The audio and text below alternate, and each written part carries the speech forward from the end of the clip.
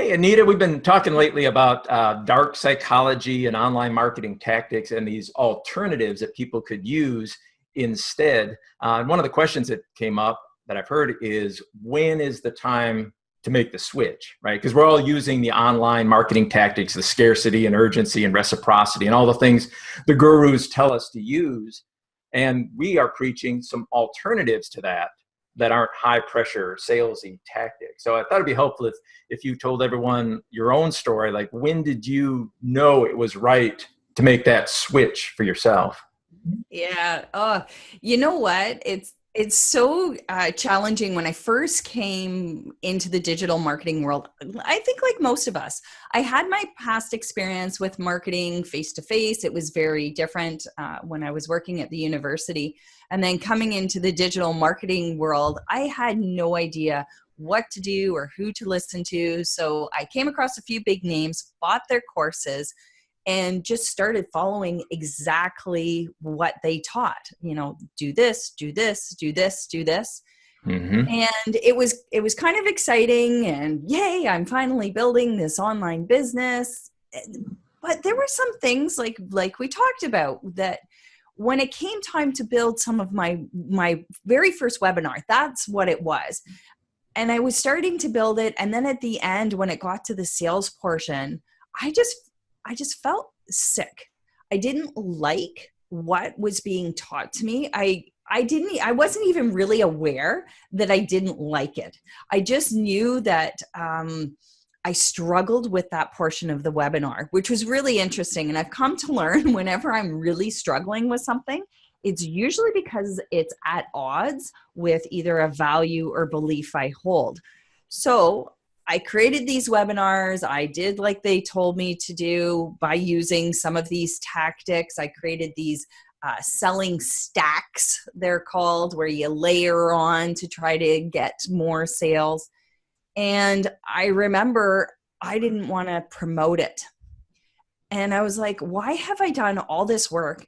And yet I'm really reluctant to go out there and promote this. But you And saw all the gurus using those tips. well, and that's it, right? Like I had just bought their programs. I had just gone through the webinars myself and listened to their pitches. And, you know, you only have 15 minutes after this webinar ends to grab this great deal. And if you miss it, you miss it, that kind of stuff. But I wasn't aware of what was going on. I didn't know yet about the psychology behind these tactics. And I believed them. So I jumped in, and at the time, I knew so little that I just needed to get something, right? And so I created this webinar, and then I didn't want to promote it at all. Now, I'm somebody who likes to get stuff done. I make a decision, I act on it. That's how I am. And I was like just hating it. I was hating what I created. And it took me a while to figure out that what I actually didn't like, I liked all the content I created. It was the ending and the selling that I didn't like. So I've got to just say this quickly. I enjoy selling.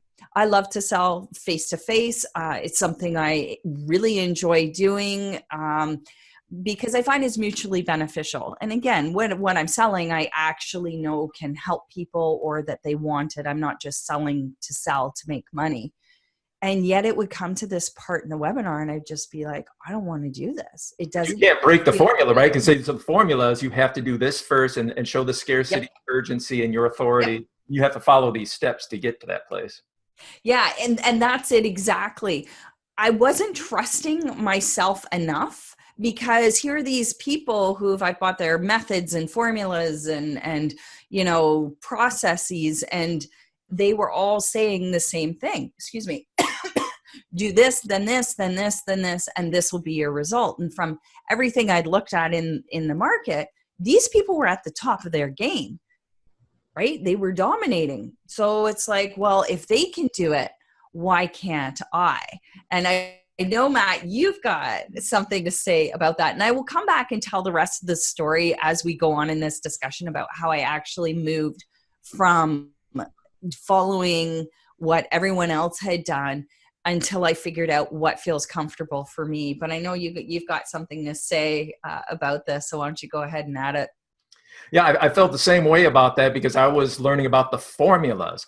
And it took me a long time. I must be like the slowest learner in the world, but I finally figured out what was going on. I'm a psychologist. I was trained as a psychologist. I taught psychology at the university. All these tactics that the gurus were teaching are psychology, but they're teaching them wrong. They're teaching them incomplete. They're taking a big psychological principle, reducing it to just a tactic, and then applying it. And I didn't see it. I just thought, oh, these online marketing guys must know all the answers.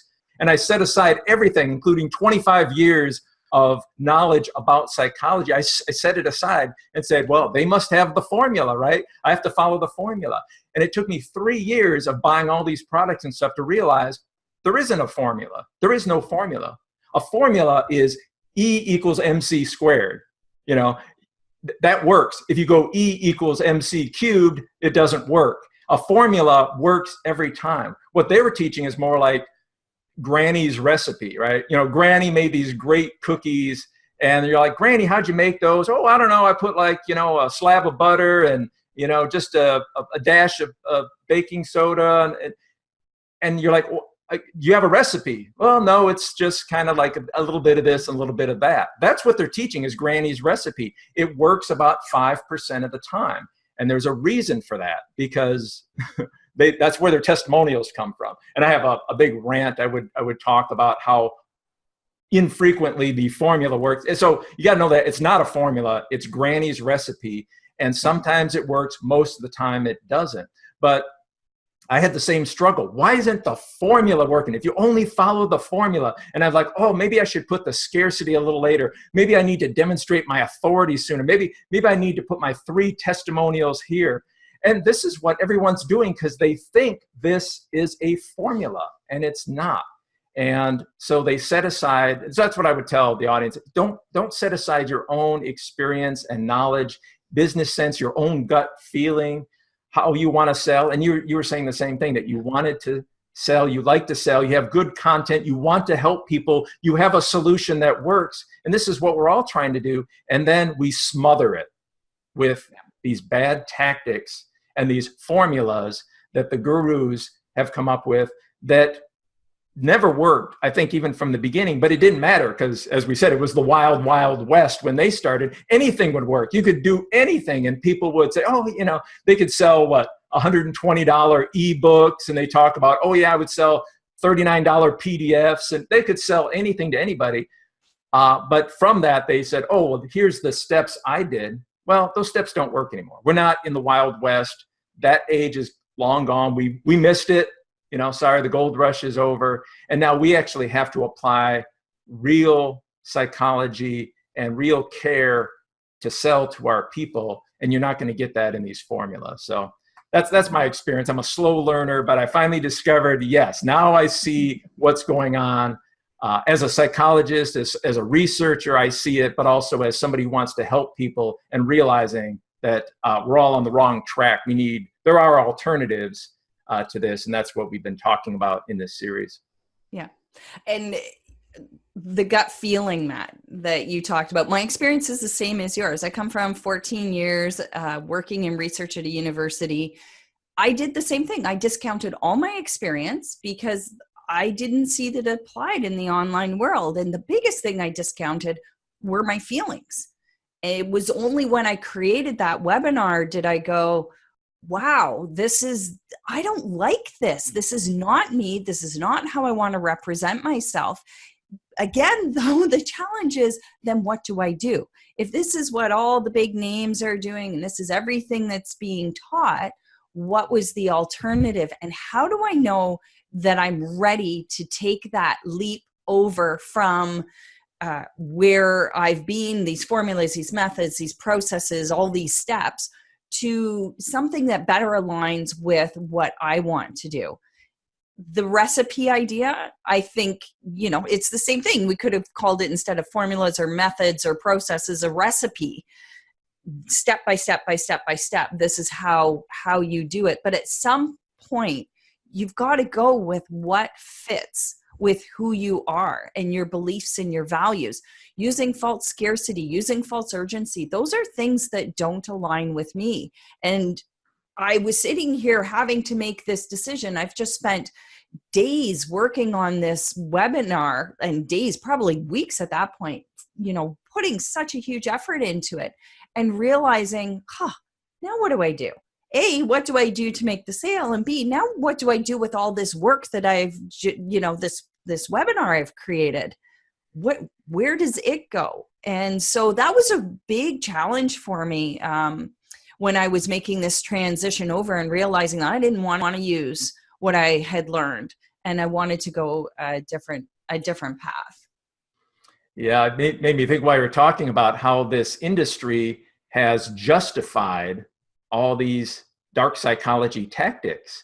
And again, that's one of the things I didn't see until later, because they would say, well, you have to use urgency because people won't buy unless you do this sort of thing. And you have to use reciprocity, and you have to use these tactics because if you don't, people won't do these things. But it's circular reasoning. It's like they're just saying, well, there is no data justification behind it in the psychological research. They say, oh, well, in my experience, in the twice that I did this, or even in the 10 times, or even in the 50 times, that's nothing compared to the decades and the thousands of studies in psychology that actually describe why these principles work. They're ignoring all that because they don't know about it. They're not going to go to the library and read this stuff. They're just going to keep applying what everybody else does. And the justification is, oh, this is how it works. And when you look at it really deep, it is like paper thin, the rationale why you would use these tactics in the first place. And now that is even falling apart because the gurus' numbers are plummeting. And that's the dirty secret, no longer much of a secret. Used to be only people in the inner circles knew this. Now we're all recognizing the gurus' numbers are plummeting. They're not getting anywhere near the numbers they used to get with their conversion rates and show-up rates and sales. And they are scared because they have nothing else. All they have are these tactics. And that's why we're here, to give some alternatives to these tactics that have now faded away. Yeah. Now, I'm sure as people are listening to us, I know if I was listening, my first question would be, so what do you do? What is an alternative to using things like urgency and scarcity? And obviously, we can go much more in depth in another one of these chats of ours about this.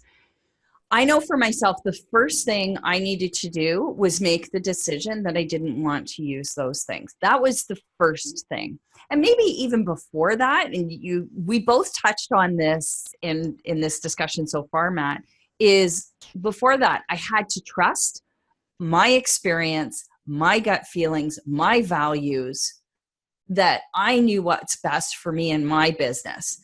Again, we both had discounted all of our years of experience because we thought, well, these guys are the experts. We'll just follow what they're doing. I think that was the first place for me to start. What would you say that was your experience as well?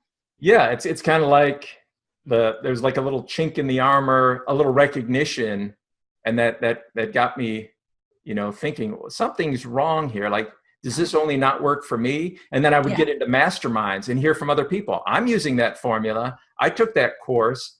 It doesn't work for me either. And as the more people you talk to, the more like, it doesn't, but we hear about the same stories. There are some gurus that we would all know that they've used the same stories for 7 and 8 years, like the same case studies. Hey, it worked for this guy.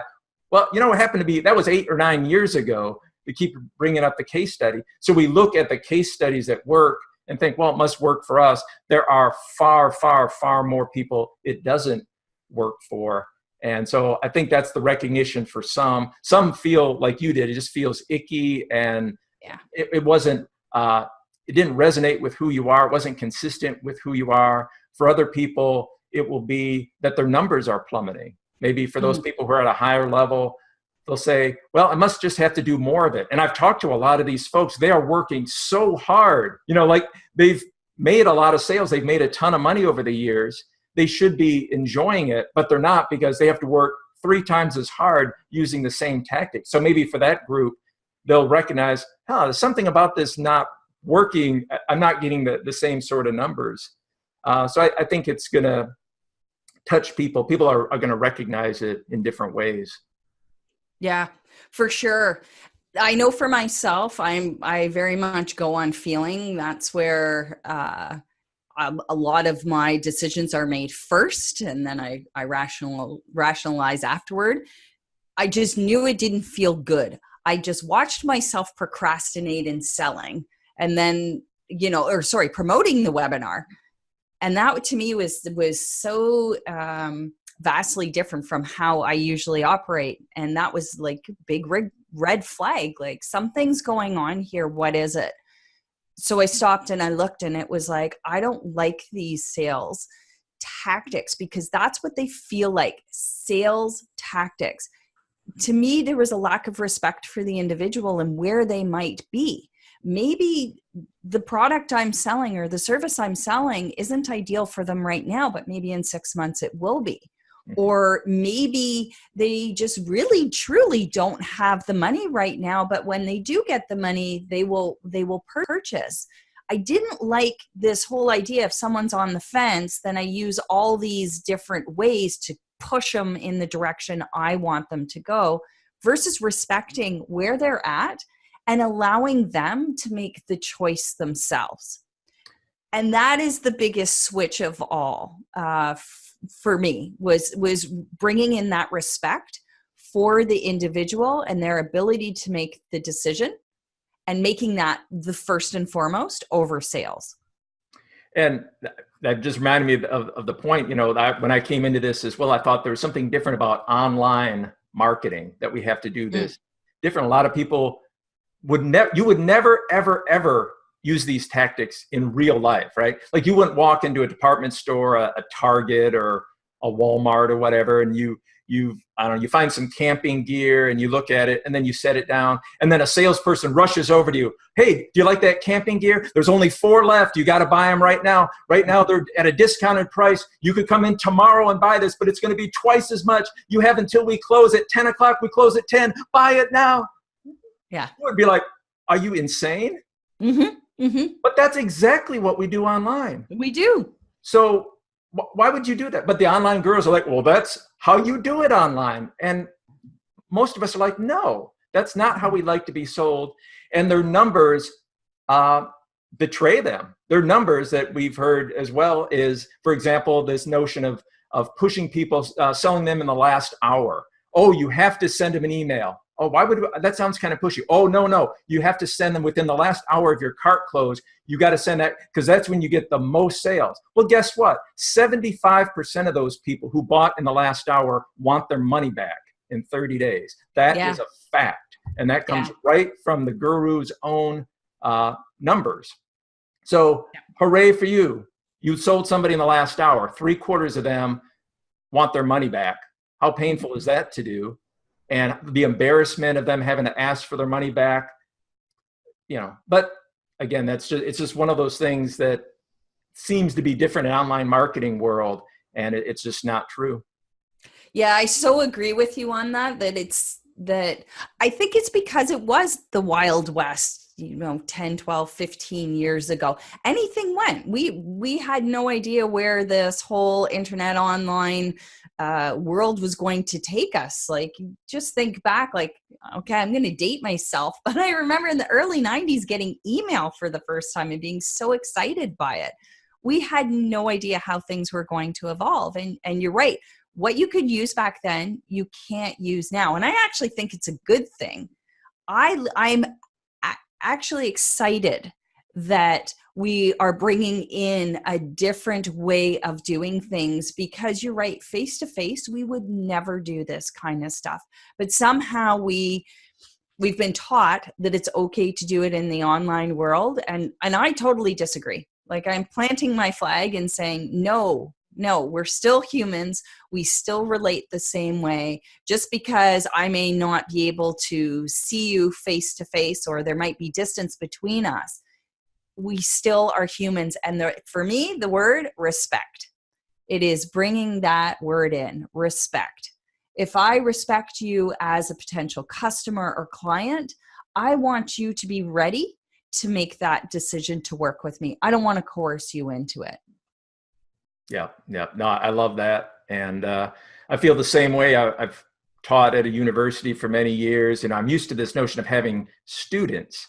And there were students that I taught at Purdue. There's students that I taught at a university in New York that stuck with me. So, I mean, I heard from them years afterwards. Hey, Professor Champagne, I'm changing jobs. Do you have any leads? So you're finding them jobs, you're writing them recommendations. It's like a lifelong thing. And of course, not every student ever, very few, percentage wise, but it's that notion that you're always there for them well beyond that time. And it started because it started right. It didn't start with a high pressure sale, selling them something they didn't want, pushing them into something that I knew wasn't right for them, but just saying, this is what I have to offer, and I think it could help you. Oh, you don't want it?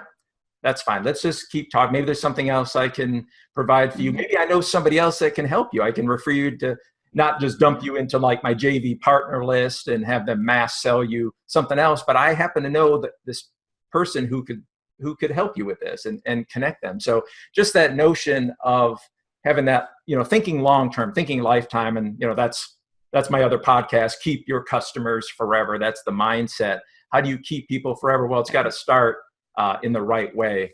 And you won't do that with these online marketing tactics. And the thing is, these online marketing tactics are great for some people. There are people who are not going to want to even look at what we're doing here with this alternative model, if you will, or movement. And that's fine. This is not for everyone, just like those models are not for everybody. I know, certainly not for us. That's perfectly okay. The bigger thing, I think, being a business owner, we have to carve our own paths. And I find I am most fulfilled in my business when I'm most true to what I want and that upholds my values and beliefs versus goes against them. I've done that before. Like I discussed earlier on, created that webinar and I hated it because it wasn't me. It didn't align with who I am. So encouraging everybody to stop and say, does this work for me? Is this what I want to be doing? To own who you are, your beliefs, your values. You might be told and hear from everywhere else that this is the way to do things, but if it doesn't resonate true to you, honor that. If respecting your customers is more important than making a quick sale, honor that. That's what this chat with Anita and Matt is all about. We want to talk about how we can grow our online businesses in a way that really supports and reflects who we are as individuals, as business owners, and what we want to accomplish without always making the sale the primary goal. And I really like that, Matt. Long term.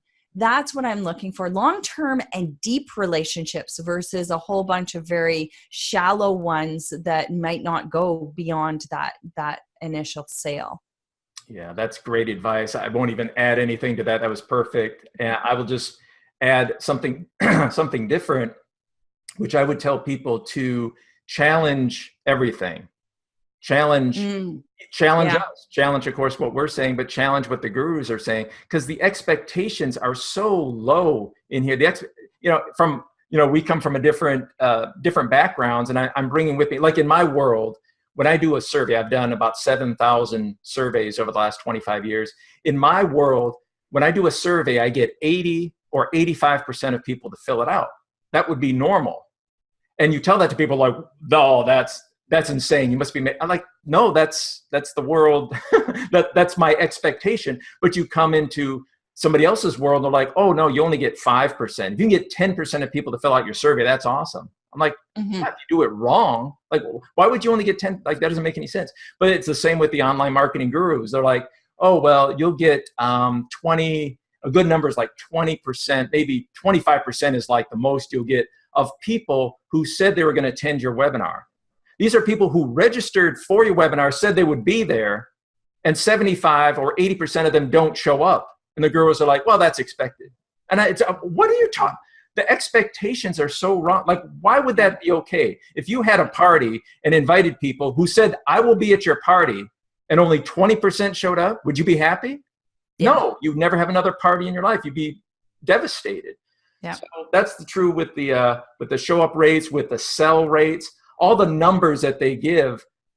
The expectations are so low, and what I would tell people is challenge that. That's not normal, and you can do much better than that. It's just the guru's own bad tactics that are failing over time have reduced them to the point of saying, well, this is all you can expect, that's a good number. Challenge that. You can do so much better by using good psychology, good tactics, good strategies, thinking long term, the advice that you gave as well. You can do much better. Yeah. I so agree. And the one thing I have noticed with myself, my own experience with other business owners, sometimes we inadvertently build a business that we don't really want. And it's because, just like I did, took these courses, learned I can do this, the different tactics or methods or whatever it is, formulas.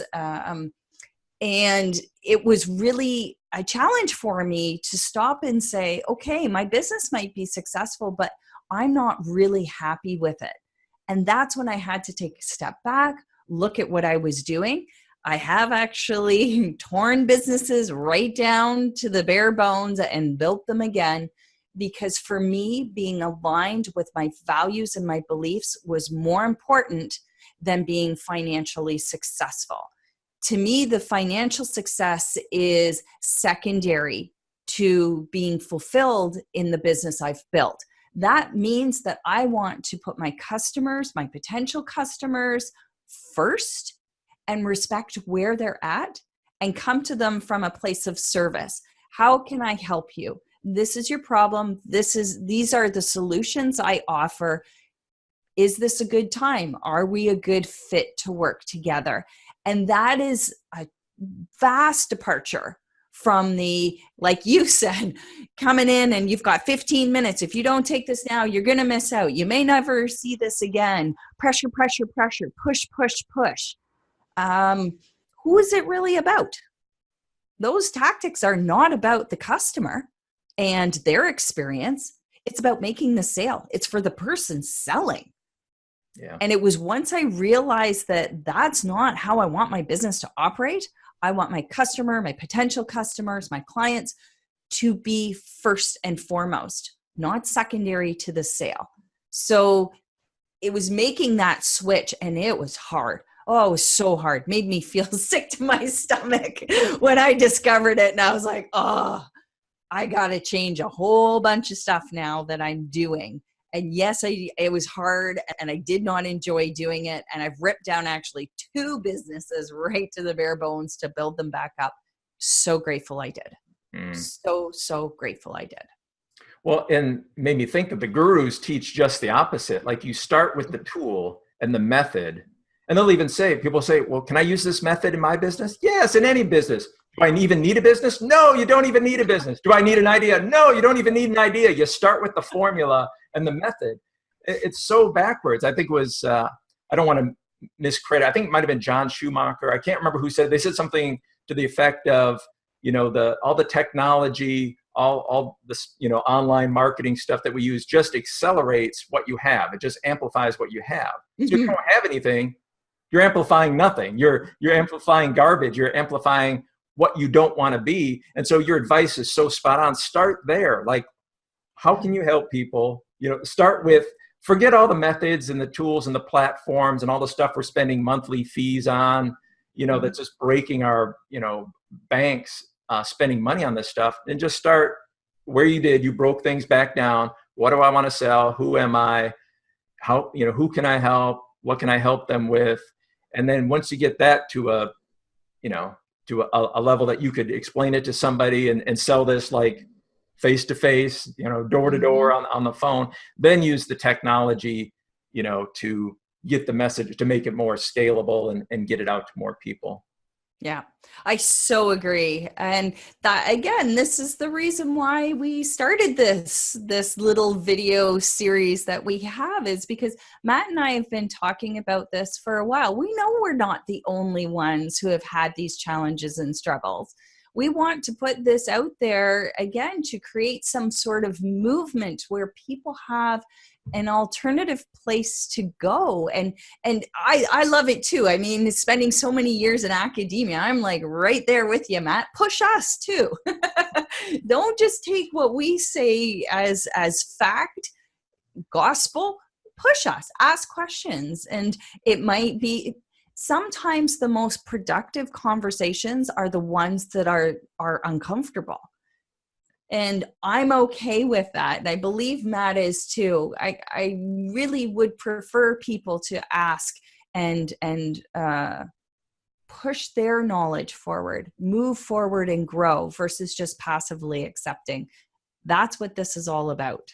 So please, comments. And then we can bring them up, right? And talk about them, right, Matt? Yeah, that's right. If you're watching this on YouTube, put a comment below. Tell us about your own experience. We'll put some links there. If you're listening to this on a podcast, on our website, wherever you are, just comment, just get your word out there. We'll use these in an upcoming episode just to, kind of play off these ideas. But just know that you're not alone. And that's what we're trying to get at, because we've heard this from so many different people who are just in these isolated pockets. They're talking maybe within their masterminds, or they're just thinking about this on their own. Like, something's not right here. The formulas aren't working. Maybe it's me, maybe I'm doing something wrong, but it's just so frustrating to see people go through what we went through, right? Spend all the money and all the time just to come right on back and go, whoa, what did I just do? I just made a lot of people money. Yeah. But I didn't help anybody. And that's the frustration. I only helped the people that were selling me these products and platforms and tools and apps and all that sort of stuff. And I helped nobody that needed my help. And now I've turned that around in this past year, and I'm actually helping people with things based on my experience and my knowledge. And that's where everybody is that's listening. You have something unique to share with the world. You have experience and knowledge. You have a solution, a tool, maybe some sort of service that could help the rest of us. And you need to get our attention. You need to get us, so we can hear what you have to say to see if this really will help us. And using these online marketing tactics that are failing just smothers it and just puts that wet blanket right on top, and nobody will hear it. You'll get a couple of sales, and then you'll push on, I got a couple of sales. And then you'll get a few likes, and you'll get a couple more people on your list. You're like, see, I'm making progress. You're making progress despite those tactics. Those tactics aren't what's helping it. That's the obstacle in your way. Yeah. So love to hear your pushback. If you're a guru listening to this, I'd love for you to slam me right now in these comments. Tell me how wrong you are. But I don't see it. As a researcher, as a scientist, as a psychologist, as somebody who has used your methods and tools and platforms, I'd like to hear what you have to, have to say about that. All are welcome here, but no haters, okay? That's one thing we want to be clear about. No haters. This is a place for discussion and perhaps to show different opinions, different views. That's certainly what we want, but no haters. And if any gurus do pop on, hey, that would be fantastic. Because again, this is what it's all about, right, Matt? That's right. So share the word. If watching this video, somebody who's struggling, somebody who keeps trying the tactics, and they're not able to leave their other, their day job. They're not able to make progress. I think they could if they'd try some new tactics, some alternatives. And we'll be talking a lot more specific about these alternatives in upcoming videos. So stay tuned. Yeah.